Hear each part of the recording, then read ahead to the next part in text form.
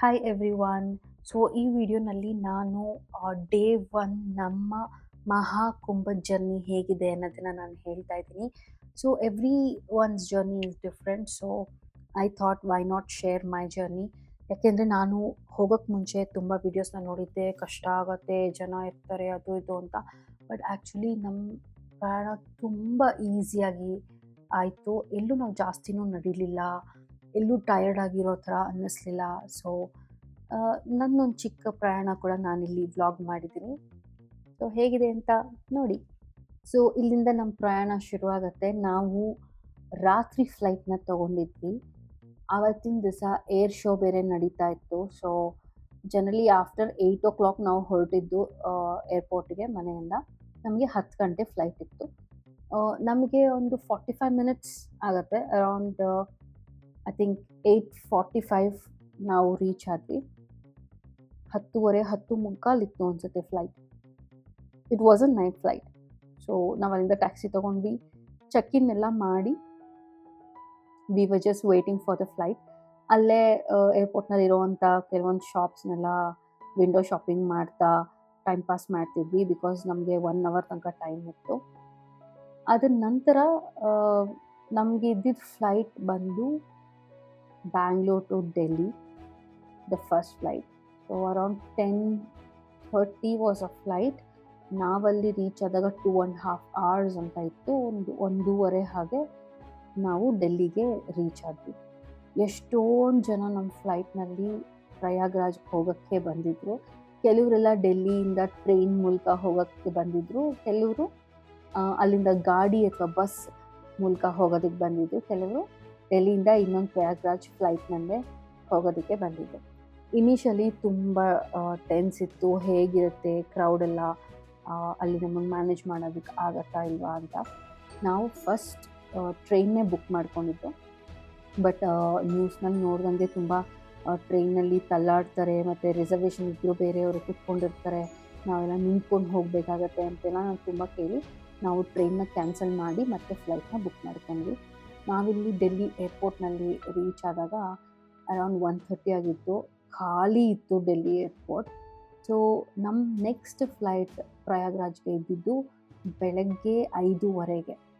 So 1:30 ರಾತ್ರಿಯಿಂದ 5:30 ತನಕ ಮಲ್ಕೊಳ್ಳೋಣ ಅಂತ ಇದ್ವಿ. ಆ್ಯಕ್ಚುಲಿ ಏರ್ಪೋರ್ಟ್ನಲ್ಲಿ ಕ್ವೈಟ್ ಪ್ಲೇಸ್ ಅಂತ ಹೇಳಿ ಸೆಮಿ ಸ್ಲೀಪರ್ ಬೆಡ್ಸ್ ಎಲ್ಲ ಇತ್ತು.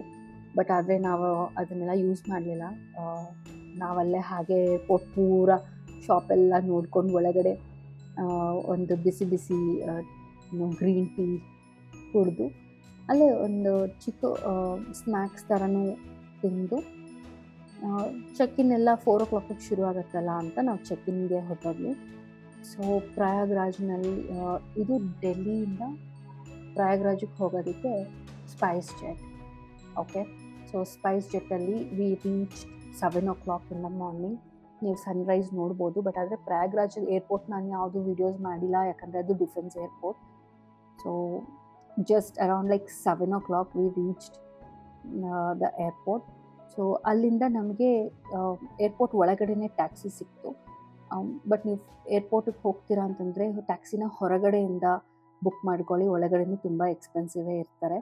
ನಮಗೆ ಇಲ್ಲಿ ಪರ್ ಪರ್ಸನ್ಗೆ 500 ತೊಗೊಂಡ್ವಿ. ನಾವು ಇಲ್ಲಿ ಬಲುವಾ ಘಾಟ್, ಓಕೆ, ಸೊ ಬಲುವಾ ಘಾಟ್ ತನಕ ನಮಗೆ ಟ್ಯಾಕ್ಸಿ ಬಿಟ್ಟರು. ಅಲ್ಲಿಂದ ಇದು ಯಮುನಾ ಬ್ರಿಡ್ಜ್ ಪಾಸ್ ಮಾಡಬೇಕಂದ್ರೆ ಕೆಲವೊಂದು ಸತಿ ಅಲ್ಲಿ ಬ್ಯಾರಿಕೇಡ್ ಹಾಕಿಬಿಡ್ತಾರೆ, ಬರೋಕ್ಕೆ ಬಿಡಲ್ಲ ಅಂತ ಹೇಳಿ ಟ್ಯಾಕ್ಸೀಸ್ ಮುಂದೆ ಬರಲಿಲ್ಲ. ಸೊ ಅಲ್ಲಿಂದ ನಾವು ಈ ಥರ ಶೇರ್ ಆಟೋ ತೊಗೊಂಡ್ವಿ. It was around 150 rupees per person ಅಂತ. ನಮಗೆ ಆ ಬ್ರಿಡ್ಜನ್ನು ಪಾಸ್ ಮಾಡಿಸಿದ್ರು. ಇಲ್ಲಾಂದರೆ ತುಂಬ ದೂರ ಇತ್ತು, ಅರೌಂಡ್ 12 kilometers ಅಷ್ಟು ಡಿಸ್ಟೆನ್ಸ್ ಇತ್ತು. ಸೊ ಯು ಕ್ಯಾನ್ ಸಿ ನಾವಿಲ್ಲಿ ಬ್ರಿಡ್ಜ್ನ ಪಾಸ್ ಮಾಡ್ತಾ ಇದ್ದೀವಿ, ಯಮುನಾ ಬ್ರಿಡ್ಜ್ ಕ್ರಾಸ್ ಮಾಡ್ತಾ ಇದ್ದೀವಿ. It was easy. ನಮಗೇನಲ್ಲಿ ಟ್ರಾಫಿಕ್ ಅಂತ ಆಗಲಿಲ್ಲ, ಎಲ್ಲೂ ಬ್ಯಾರಿಕೇಡ್ಸ್ ಎಲ್ಲ ಹಾಕಲಿಲ್ಲ. It was easy travel. ನಮಗೆ ಅರೇಲ್ ಘಾಟ್ ಸ್ಟಾರ್ಟಿಂಗ್ ಪಾಯಿಂಟಲ್ಲಿ ಒಂದು ಹನುಮಾನ್ ಘಾಟ್ ಅಂತ ಬರುತ್ತೆ, ಅಲ್ಲಿ ತನಕ ಈ ಎಲೆಕ್ಟ್ರಿಕ್ ಗಾಡಿ ಕರ್ಕೊಂಡು ಹೋಯಿತು. ಅಲ್ಲಿಂದ ನಮ್ಮ ಹೋಟೆಲ್ಗೆ ಒಂದು 4 kilometers ಇತ್ತು. ಇಲ್ಲಿ ನೋಡಿ ಶಿವಾಲಯ ಪಾರ್ಕಲ್ಲಿ ಅವರು 12 ಥರ ಜ್ಯೋತಿರ್ಲಿಂಗಗಳ ದೇವಸ್ಥಾನನ ಮಾಡಿದ್ರು. ನಾವು ಬೆಳಗ್ಗೆ ಅದೇ ರೋಡ್ನಲ್ಲೇ ನಡ್ಕೊಂಡು ಹೋಗ್ತಾ ಇದ್ದಾಗ ವಿ ಜಸ್ಟ್ ಸಾ, ಬಟ್ ನಾವು ಅದನ್ನ ಮತ್ತೆ ಇನ್ನೊಂದು ಸತಿ ಬಂದು ನೋಡಲಿಲ್ಲ. ಯಾಕಂದರೆ ಆಲ್ಮೋಸ್ಟ್ 4-5 ಕಿಲೋಮೀಟರ್ಸ್ ನಡ್ಕೊಂಬರ್ಬೇಕಾಗಿತ್ತು ಅಂತ ಹೇಳಿ. ಸೊ ಇಲ್ಲಿಂದ ನಮಗೆ ಗಾಡಿಗಳು ಸಿಗ್ತಾರೆ, ಟೂ ವೀಲರ್ಗಳೆಲ್ಲ ಸಿಗ್ತಾರೆ ಆಯಿತಾ. ಅಲ್ಲಿಂದ ಟೂ ವೀಲರಲ್ಲಿ ಹೋಗ್ಬೋದಿತ್ತು, ಬಟ್ ಏನಾಗುತ್ತೆ ಅರೌಂಡ್ 1.5-2 ಕಿಲೋಮೀಟರ್ಸ್ ಆದ ನಂತರ ಮತ್ತೆ ಪೊಲೀಸ್ ಎಲ್ಲ ನಿಲ್ಲಿಸ್ಬಿಟ್ಟು ಟೂ ವೀಲರ್ನ ಬಿಡಲ್ಲ, ಅಲ್ಲಿಂದ ಮತ್ತೆ ನಡ್ಕೊಂಡು ಹೋಗಬೇಕಾಗತ್ತೆ. ಸೊ ನಾವು ಅಂದ್ಕೊಂಡ್ವಿ, ಬೇರೆ ವೀಡಿಯೋಸ್ ಎಲ್ಲ ನೋಡಿದಾಗ 16 ಕಿಲೋಮೀಟ್ರ್ 20 ಕಿಲೋಮೀಟ್ರ್ ಜನ ನಡೆದಿದ್ದಾರೆ ಅಂದರೆ ನಾವೊಂದು 4 ಕಿಲೋಮೀಟ್ರ್ ನಡೆಯೋಕ್ಕಾಗಲ್ವಾ ಅಂತ. ಸೊ ನಾವು ಹಾಗೆ ನಡ್ಕೊಂಡು ಹೋದ್ವಿ. ಹೋಗ್ತಾ ಪ್ರತಿಯೊಂದು ಘಾಟ್ಗೂ ಈ ಥರ ಓಪನಿಂಗ್ ಇರುತ್ತೆ. ಸಿಕ್ಕಾಪಟ್ಟೆ ಜನ ಇದ್ದರು, ಬಟ್ ಯಾರೂ ಅಲ್ಲಿ ನಿಮಗೆ ತಳ್ಳಾಡೋದು ನೂಕಾಡೋದು ಏನೂ ಮಾಡಿರಲಿಲ್ಲ. ಸೊ ನಾವು ರೂಮಿಗೆ ಬಂದು ಬ್ಯಾಗ್ಸ್ ಎಲ್ಲ ಇಟ್ಟು ನಮಗೊಂದು 12:30 ಹಾಗೆ ರೂಮ್ನಲ್ಲಿರೋರೇ ಹೇಳಿದ್ರು, ಬೋಟ್ಸ್ ಎಲ್ಲ ಬಿಡ್ತಾ ಇದ್ದಾರೆ, ನೀವು ಹೋಗಿ ನೋಡ್ಬೋದು ಅಂತ. ಸೊ ನಾವು ಅಲ್ಲಿಂದ ಸಂಗಮ್ ಘಾಟಿಗೆ ನಡ್ಕೊಂಡು ಹೋದ್ವಿ. ಅಲ್ಲಿ ಹೋಗಿದ ತಕ್ಷಣವೇ ನಿಮಗೆ ಬೋಟ್ ಬೇಕಾ ಅಂತ ಅವರೇ ಕರೀತಾ ಇರ್ತಾರೆ. ಸೊ ಅದನ್ನು ನೋಡಿಕೊಂಡು ನಿಮಗೆ ಅವ್ರ ಹತ್ರ ನೆಗೋಷಿಯೇಟ್ ಮಾಡಬೇಕಾದ್ರೆ ತುಂಬ ಅಂದರೆ ತುಂಬ ನೆಗೋಷಿಯೇಟ್ ಮಾಡಬೇಕು. ಯಾಕಂದರೆ ನಮಗೆ 1000-2000 ಹೇಳಿದ್ರು ಪರ್ ಪರ್ಸನ್. ನಾವು 1000 ತನಕ ತೊಗೊಂಡ್ಬಂದ್ವಿ, ಬಟ್ 500ಗೂ ಬರ್ತಿದ್ರೇನೋ. ಬಟ್ ಅದು ನಾವು ಹೋಗಿದ್ದು ಡೇಟೇ ಮಾಘ ಹುಣ್ಣಿಮೆ ಅಲ್ವಾ. ಸೊ ಅದರಿಂದ ಇನ್ನೊಂದೇನೆಂದರೆ ಒಂದೊಂದು ಸತಿ ಬೋಟ್ನ ಬಿಡ್ತಾರೆ, ಒಂದೊಂದು ಸತಿ ಬೋಟ್ಸ್ ಎಲ್ಲ ಸ್ಟಾಪ್ ಮಾಡಿಬಿಡ್ತಾರೆ. ಸೊ ಅದಕ್ಕೆ ನಮಗೆ ಟೈಮ್ ವೇಸ್ಟ್ ಮಾಡಬೇಕು ಅಂತ ಅನ್ನಿಸ್ಲಿಲ್ಲ. ಸೊ 1000 ರುಪೀಸ್ಗೆ ನಾವು ಒಪ್ಕೊಂಡು ಹೋದ್ವಿ ಶೇರಿಂಗ್ಗೆ. ಆಮೇಲೆ ನಿಮಗೆ ಗಂಗಾಜಲ್ ತರಬೇಕು ಅಂತಂದರೆ ನಿಮಗೆ ಬಾಟಲ್ಗಳು, ಪ್ಲಾಸ್ಟಿಕ್ ಬಾಟಲ್ಗಳೆಲ್ಲ ಅಲ್ಲೇ ಮಾರ್ತಾ ಇರ್ತಾರೆ. ಅಗೇನ್ ನಿಜವಾಗ್ಲೂ ಏನಂದರೆ ಅದು ರೇಟ್ ಹೇಳ್ತಿರ್ತಾರೆ, ನೀವು ತುಂಬ ಚೌಕಾಸಿ ಮಾಡಿ ತೊಗೋಬೇಕಾಗತ್ತೆ.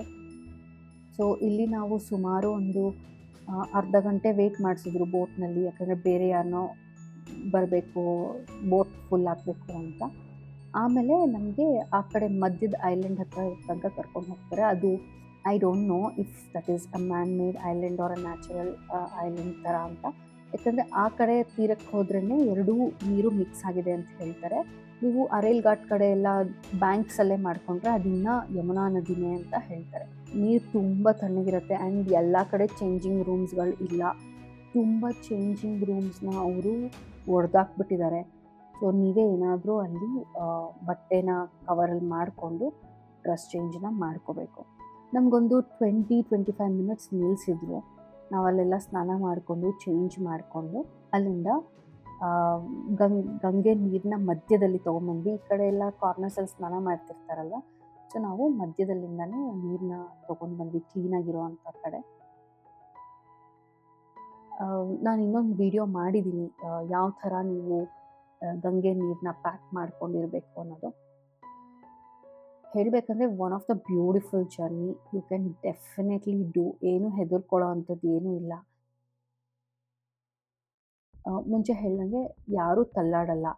ಇಲ್ಲಿ ನಾನು ತೋರಿಸ್ತಿರೋ ವಿಡಿಯೋ ಪ್ರಕಾರ ನೋಡ್ಬೋದು ಎರಡೂ ನದಿಗಳ ನೀರು ಕಲರ್ ಹೆಂಗಿದೆ ಅಂತ. ಯಮುನಾ ಸ್ವಲ್ಪ ಕಪ್ಪಿದೆ ಆ್ಯಂಡ್ ಗಂಗೆ ಒಂಚೂರು ಗ್ರೇ ಸ್ಟೋನಲ್ಲಿದೆ, ಬೆಳ್ಳಗಿದೆ. ಸೊ ಎರಡು ಕಲರ್ ನದಿನ ಇಲ್ಲಿ ನೀವು ನೀಟಾಗಿ ನೋಡ್ಬೋದು.